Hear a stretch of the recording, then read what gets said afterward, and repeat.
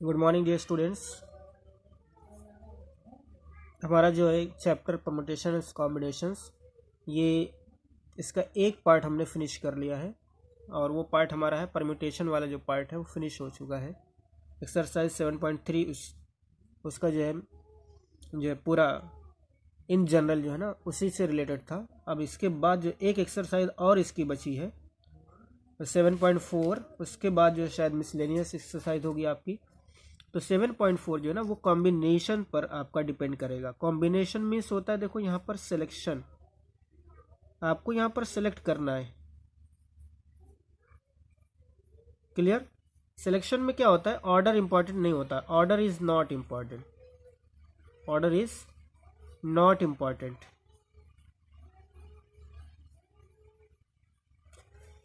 जबकि जो है हमारा परम्यूटेशन में क्या था, परम्यूटेशन में ऑर्डर इंपॉर्टेंट था, ऑर्डर इंपॉर्टेंट था।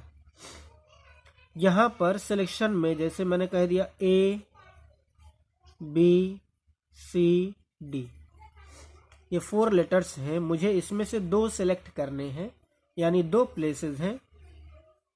इन दोनों प्लेसेस को मुझे क्या करना है, फिल करना है। तो या तो यहाँ पर ए फिल कर दूं और यहाँ पर बी, या ए यहाँ फिल कर दूं यहाँ पर बी। ये हमारे पास ऑर्डर नहीं जो है यहाँ पर इम्पॉर्टेंट है, इसलिए 2 को सिलेक्ट कर रहा हूँ ना, कोई ए और बी, यानी ए बी को सिलेक्ट करना है या तो कोई बी ए को सिलेक्ट करे, सेम थिंग है ना, क्योंकि 2 लोगों को हमें सिलेक्ट किया ए और बी को, यानी ए और बी का अगर इसका नाम रख दिया जाए कुछ इस तरीके से, ए अब्दुल्ला नाम रख दिया जाए इसका, और बी को रख दिया जाए बबलू। ठीक, अब देखो जो सिलेक्शन है हमारा, 2 लोगों को सिलेक्ट करना था हमें, तो अब्दुल्ला और बबलू को किसी ने अगर सिलेक्ट किया, ठीक, और कोई कह रहा है पहले क्या लिख रहा है सिलेक्शन में, पहले बबलू लिख दे रहा है और फिर किसको लिख रहा है, अब्दुल्ला लिख रहा है। भाई दोनों चीजें सेम है कि नहीं, ये कॉम्बिनेशन सेम है। कॉम्बिनेशन जो 2 लोगों का बना वो अब्दुल्ला और बबलू का ही बना, यहाँ भी अब्दुल्ला और बबलू का बना। तो ए बी और बी ए यहाँ पर सेम चीजें हैं सिलेक्शन में, सिलेक्शन में यहाँ पर दोनों सेम चीजें होंगी। जैसे मैं एक कहूँ कि ये लाइन सेगमेंट है ए बी, तो लाइन सेगमेंट का नाम क्या रखेंगे, ए बी या बी ए। भाई दोनों चीजें सेम है कि नहीं। तो कॉम्बिनेशन में ऐसा होगा कि सिलेक्शन हमें करना है, सिलेक्शन में ऑर्डर इंपॉर्टेंट नहीं होता है, ऑर्डर इंपॉर्टेंट नहीं होता है। जैसे मैंने कहा कि मेरे पास 3 XYZ, ये 3 लेटर्स हैं या 3 नेम्स हैं, इन तीनों नेम्स में से 2 लोगों को सिलेक्ट करना है, 2 लोगों को सिलेक्ट करना है। तो मैं क्या कर सकता हूँ, XY को सिलेक्ट कर सकता हूँ, XZ को सिलेक्ट कर सकता हूँ और YZ को सिलेक्ट कर सकता हूँ। इसके अलावा YX को सिलेक्ट नहीं कर सकता क्योंकि वो ऑलरेडी आ चुका है, दोनों सिलेक्शन हो चुका है, Y और X का सिलेक्शन ऑलरेडी हो चुका है। तो यहाँ पर ये जो है ना ये मीनिंगलेस है, सिलेक्शन की बात चल रही है, selection, order is not important in this जो है कॉम्बिनेशन। क्लियर? अरेंजमेंट जब परम्यूटेशन होगा, परम्यूटेशन यानी जब 2 प्लेसेस दिए जाएंगे, 2 प्लेसेस जब आपको 2 प्लेसेस दिए जाएंगे, जैसे यहाँ पर जो आपने यहाँ पर 3 डिजिट नंबर 2 डिजिट नंबर, यहाँ पर 1 रखा, यहाँ पर 2 रखा, यहाँ 3 और यहाँ 4, और किसी ने अगर यहाँ 2 1 3 4 रख दिया, तो यहाँ पर अरेंजमेंट क्या हो जाता था, चेंज हो जाता था। तो ये अरेंजमेंट है, ये क्या है, अरेंजमेंट, परम्यूटेशन है ये। इस टाइप के क्वेश्चन यहाँ नहीं आएंगे, इस टाइप के क्वेश्चन जो है परम्यूटेशंस के होते हैं, जहाँ पर ऑर्डर इंपॉर्टेंट होता है, ऑर्डर से बहुत सारी चीज़ें क्या हो जाती हैं, वो क्रिएट हो जाती है। तो यहाँ पर सिलेक्शन है, ऑर्डर इंपॉर्टेंट नहीं है, आपको सिलेक्ट करना है इनमें से कितनी चीज़ें आप सिलेक्ट कर सकते हैं।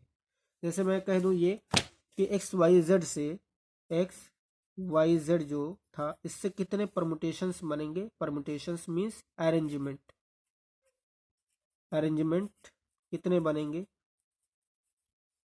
टोटल अरेंजमेंट्स कितने बनेंगे। भाई देखो आप XY बनेगा, YX भी बनेगा, XZ भी बनेगा, ZX भी बनेगा, YZ भी बनेगा और जेड वाई भी बनेगा। तो कितने हो गए टोटल? ये 6 हो गए। ठीक, लेकिन जब मैं अरेंजमेंट की बात नहीं करूंगा, मैं क्या किस बात की, कॉम्बिनेशन की बात करूंगा। कॉम्बिनेशन, दो लोगों का कॉम्बिनेशन, कॉम्बिनेशंस की बात करूंगा। ये परमुटेशन है, ये परमुटेशन है। अरेंजमेंट जो है कॉम्बिनेशन में क्या होगा, एक्स वाई, वाई एक्स तो होगा नहीं, इसके बाद एक्स जेड होगा, उसके बाद वाई जेड होगा। बस यहाँ पर कितने बने? 3 ही बने। टोटल जो कॉम्बिनेशन बने वो 3 बने। तो यहाँ पर ये चीज़ें फ़र्क है। ठीक है, यहाँ पर अरेंज करना है, अरेंज। यहाँ पर ये इसका जो प्लेस है एक्स का और वाई का सेकंड प्लेस, ठीक है, और यहाँ पर वाई का फर्स्ट प्लेस, एक्स का सेकंड प्लेस। तो इस तरीके से यहाँ पर हमारे पास, यहाँ पर देखो आप कितने, यहाँ पर 6 अगर परमुटेशन बन रहे थे तो कॉम्बिनेशन 3 ही बनेंगे। दूसरा दूसरा एग्जांपल देखते हैं इसमें। टोटल जो पर्सन्स हैं, सपोज कर रहे हैं एक जगह गैदरिंग है, मीटिंग है कहीं, टोटल पर्सन्स उसमें 12 पर्सन्स है। ठीक, 12 उसमें पार्टिसिपेंट्स हैं, जिसमें एक दूसरे को क्या करना है, हैंड शेक करना है, हैंड शेक करना है।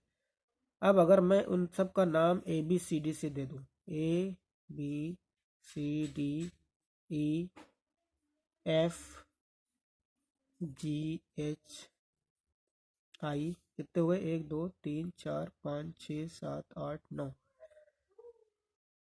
9 हो गए, आई जे 10 हो गए, के 11 एल।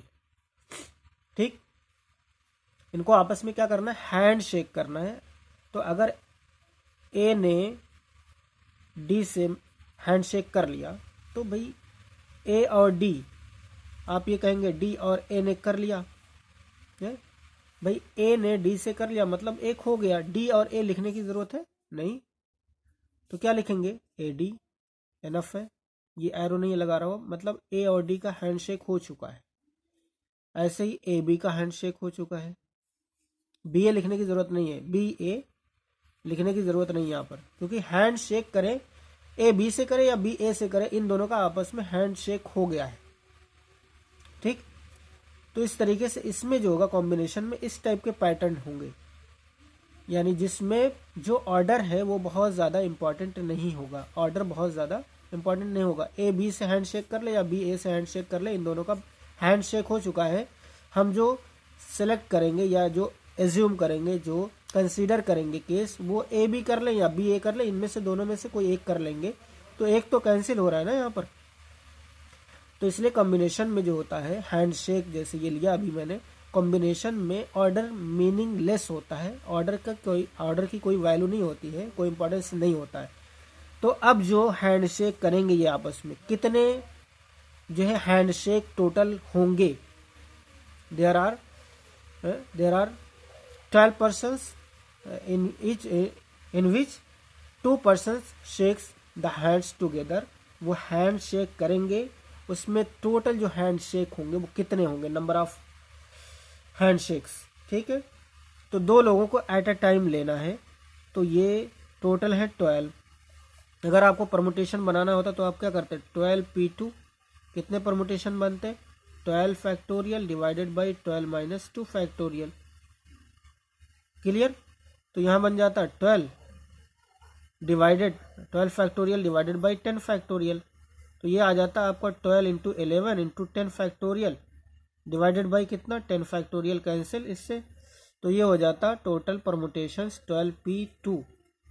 ये हमारे पास आ जाता 12 इंटू 11। तो परमुटेशंस जो बनेंगे, परमुटेशंस 12 इंटू 11, 12 में 120 और 132 शायद होगा ये 132। क्लियर, लेकिन यहाँ पर देखो प्रॉब्लम क्या क्रिएट हो रही है भाई, ए बी और बी ए इसमें इंक्लूड है परमुटेशन में। अगर मैं ऑर्डर को इम्पोर्टेंस दे रहा हूँ तो इसका मतलब परमुटेशन बनेगा, लेकिन कॉम्बिनेशन में क्या होगा, यहाँ पर ए बी तो है, बी ए नहीं है, इसका मतलब क्या होगा, कुछ तो कट रहा है ना। तो कुछ कटने का मतलब क्या होगा, इसमें जो कॉम्बिनेशन बनेगा उसका देखो, जो कॉम्बिनेशन का सिंबल है, सिंबल कॉम्बिनेशन का सिंबल हम यूज़ करेंगे सी से। जैसे यहाँ परमुटेशन के लिए P यूज़ कर रहे थे, कॉम्बिनेशन के लिए C यूज़ करेंगे।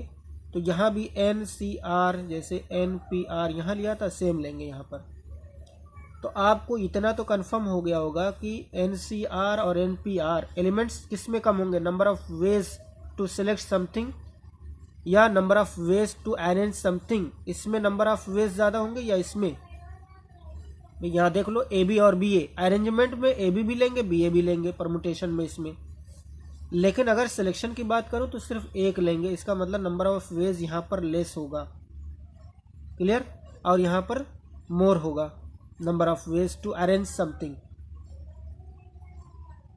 ठीक है, इस तरीके से देखो अभी हम एक फार्मूला ऐसे निकालेंगे कि कैसे वो कितने तरीके से हो सकता है। ठीक, पहले एक छोटा सा एग्जांपल लेते हैं। जैसे ये शेक हैंडशेक वाला लिया था, ऐसे ही लेते हैं। एक 4 लेटर ले लेते हैं, ABCD, ABCD, ये 4 लेटर्स हैं। इन में से 2 at a time, there are 2 letters we have to taken at a time and make arrangements and as well as combination। पहले हमें इसको अरेंज करना है। तो ये टोटल कितने हैं, 4। तो अरेंजमेंट्स कितने होंगे, 4p2 कितने हो गए, 4 factorial divided by 4 minus 2 factorial. तो ये हो जाएगा 4 factorial divided by 2 minus 4 minus 2 2। ये हो जाएगा 4 into 3 into 2 factorial divided by 2 factorial, cancel हो गया। तो 4p2 आपका आ गया है 12। लेकिन अगर कॉम्बिनेशन की बात करो तो कितना बनेगा, देख लीजिए आप यहाँ से। कॉम्बिनेशन में AB बनेगा, AC बनेगा, AD बनेगा, या फिर क्या बनेगा, BC बनेगा, BD बनेगा, BCB और BD, या फिर CD। 1 2 3 4 5 6, टोटल ये कितने बन रहे हैं, 6। कॉम्बिनेशन कितने बन रहे हैं, 6 बन रहे हैं। इसका मतलब क्या होगा यहाँ पर, अब आप देखो कि अगर कॉम्बिनेशन की बात की जाए N यानी 4C2, तो ये बन रहे हैं हमारे पास 6 है ना, इसका हाफ।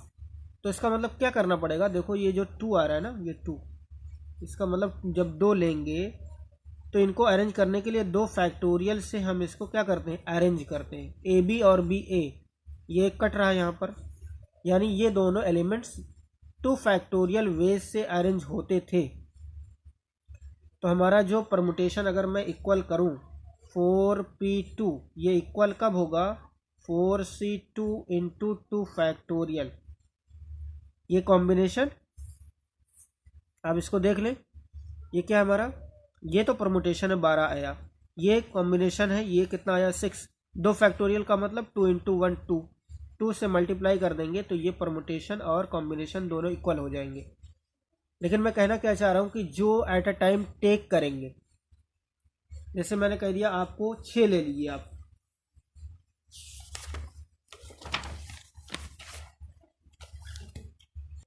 अब मैं टोटल एलिमेंट्स जो ले रहा हूँ ना, n की वैल्यू ले रहा हूँ 6 और r की वैल्यू ले रहा हूँ 3, क्लियर। तो ये जो मैं 6p3 जब लूँगा तो इसमें आएंगे 6 factorial divided by 6 minus 3 factorial, ये आएगा 6 फैक्टोरियल डिवाइडेड बाई 3 फैक्टोरियल। इसको जब सॉल्व करेंगे 6 into 5 into 4 into 3 factorial divided by 3 factorial, ये कैंसिल, ये हो जाएगा 6 पंजे 30 120। लेकिन जब मैं निकालूंगा 6c3 तो इसका जो फार्मूला बनेगा, इसका फार्मूला कितना आना चाहिए, ये अभी हमारे पास कोई फार्मूला तो आया नहीं है। ठीक है, तो इसको कैसे लिख सकते हैं भाई, आप देखो अभी मैंने बताया था 4p2 क्या बना था, 4p2 क्या बना था, 4c2 इंटू 2 फैक्टोरियल। अगर मैं इस 2 फैक्टोरियल को इधर भेज दूं तो हमारे पास 4p2 डिवाइडेड बाई 2 फैक्टोरियल यहाँ आ जाएगा और ये बन जाएगा 4c2। यानी ये 2 फैक्टोरियल जो r की वैल्यू है, r इसको उसी इस आर के फैक्टोरियल की वैल्यू से इसको डिवाइड कर देंगे। ठीक है, इतनी बात तो समझ में आ रही होगी। तो इसको बाद अगर मैं बात करूं 6C3, तो इसको क्या करना चाहिए मुझे, 6P3 को डिवाइड कितना करना है, जो आर की वैल्यू है 3 फैक्टोरियल से डिवाइड कर दूं। इसका मतलब फार्मूला क्या बन सकता है भाई, इसका फार्मूला क्या होता है, इसका फार्मूला भाई 6 factorial divided by 6 minus 3 factorial, और एक 3 फैक्टोरियल ये डिवाइड है। तो ये किसकी जगह पे था, ये n की जगह पर था, और ये किसकी जगह पर था, ये r की जगह पे था। तो अगर मैं फार्मूला लिखूं NCR, तो क्या होगा, n फैक्टोरियल तो होगा ही होगा। यहाँ देखो 6 जहाँ पर है वहाँ n लिखेंगे, और यहाँ पर क्या है r जहाँ पर वहाँ 3 लिखेंगे। तो यहाँ पर n minus r factorial divided by एक और 3 फैक्टोरियल। 3 फैक्टोरियल का मतलब यहाँ क्या है, r है। 3 फैक्टोरियल मीन्स r। तो यहाँ पर भी r फैक्टोरियल है। तो इस तरीके से ये हमारा NCR का फॉर्मूला बन गया। क्या करेंगे, जो नंबर ऑफ जो है आइटम्स टू सिलेक्ट कर रहे हैं एट अ टाइम जो सिलेक्शन है उस r से और डिवाइड कर देंगे। जो हमारा NPR का फार्मूला था ना सेम रहेगा। ओके, आई थिंक ये तो क्लियर हो गया होगा आपको कि जो NCR का फार्मूला बन रहा था। अब देखो NPR का जो फार्मूला बना था इसमें सिंपल था n factorial divided by n minus r factorial, सिर्फ इतना ही था। ठीक, लेकिन जब NCR लिखेंगे NCR तो यही इतना तो लिखेंगे ही लिखेंगे, एक एक्स्ट्रा r फैक्टोरियल और डिवाइड करेंगे, एक्स्ट्रा r फैक्टोरियल और डिवाइड करेंगे। इतनी चीज़ हमको याद रखनी है कि NCR में r फैक्टोरियल डिवाइड हो रहा है ना, वो r फैक्टोरियल जैसे मैंने 2 लिया था AB और BA, तो NCR में सिलेक्शन वाले में कॉम्बिनेशन वाले में एक ही लेते हैं, एक कट हो जाता है। कट क्यों हुआ, क्योंकि यहाँ पर ऑर्डर इंपॉर्टेंट नहीं है, AB और BA सेम जो है कॉम्बिनेशन माना जाता है। इसलिए जब ये कट हो जाता है तो ये कट होने का जो ये है ना, ये कितना नंबर ऑफ आइटम्स सेलेक्ट किए हैं, 2 ये फैक्टोरियल, यानी 2 फैक्टोरियल से इसको डिवाइड करेंगे। मीन्स ये r है यहाँ हमारा, जो एट अ टाइम एलिमेंट्स लेंगे, उस at a time elements number of elements का जो फैक्टोरियल बनेगा, मतलब r की वैल्यू जो होगी ना r, इस r की वैल्यू एक बार और डिवाइड करेंगे सेम फैक्टोरियल के साथ। ये तो रहेगा ही, ये हमारा NPR है, इतना NPR तो रहेगा ही। इसके अलावा एक चीज़ यहाँ पर डिवाइड में और बढ़ जाएगी, r फैक्टोरियल। ओके स्टूडेंट्स, तो इस तरीके से आपको करना है कुछ देखो ये बहुत ही इम्पोर्टेंट जो है चैप्टर है आपका, इसको अच्छे से पढ़ो। अगर कोई भी प्रॉब्लम कहीं क्रिएट हो रही है तो उसको इन्फॉर्म करो। क्लियर, तो कुछ और इम्पॉर्टेंट चीज़ें हैं, यानी NCR NPR। एक तो ये है रिलेशन, क्या दोनों में फ़र्क हुआ, और वो स्टार्टिंग से हमने आपको बता दिया, यहाँ से बहुत सारी चीज़ें डिस्कस हो गई हैं। इसके अलावा भी कुछ इम्पॉर्टेंट चीज़ें हैं यहाँ पर। अब हम मेन फोकस तो हम इस पर करेंगे, अब NCR पर। ठीक है, तो NCR से रिलेटेड कुछ इम्पॉर्टेंट चीज़ें, जैसे इसमें NPR में आपने पढ़ा था कि जब NPN हो जाए तो ये किसके बराबर हो जाता है, n फैक्टोरियल के इक्वल हो जाता है NPN। आप इसको करके देख सकते हैं, यहाँ पर वैल्यू पुट कर दीजिए NPN में, n फैक्टोरियल n माइनस में 0 फैक्टोरियल, तो n फैक्टोरियल हो जाता है। तो ये एक इम्पॉर्टेंट चीज़ इसकी थी NPR की। अगर यहाँ NP 0 हो जाता है तो फिर क्या होगा, NP 0 by n factorial divided by n minus 0 factorial. तो ये n factorial by n factorial कितना आ जाएगा, ये आंसर आ जाएगा 1। ये एक दो चीज़ें इसकी इम्पॉर्टेंट थी। ठीक है, ये 2 इम्पॉर्टेंट चीज़ें थी। तो ऐसे ही कुछ NCR में भी देखेंगे, NCR NC0 NCN NCN minus 1, कुछ इंपॉर्टेंट चीज़ें इसके नेक्स्ट लेक्चर में इंशाल्लाह हम कवर करेंगे। फ़िलहाल इतना ही। इसका जो इंट्रोडक्शन था मेन, वो मैं चाह रहा था कि इंट्रोडक्शन का जो वीडियो है वो सेपरेट बन जाए। कल की क्लास में इंशाल्लाह आगे का कवर करेंगे। उसमें theorem number 5 NPR equal NCR into R factorial, ये आपको गिवन है और प्रूफ भी है।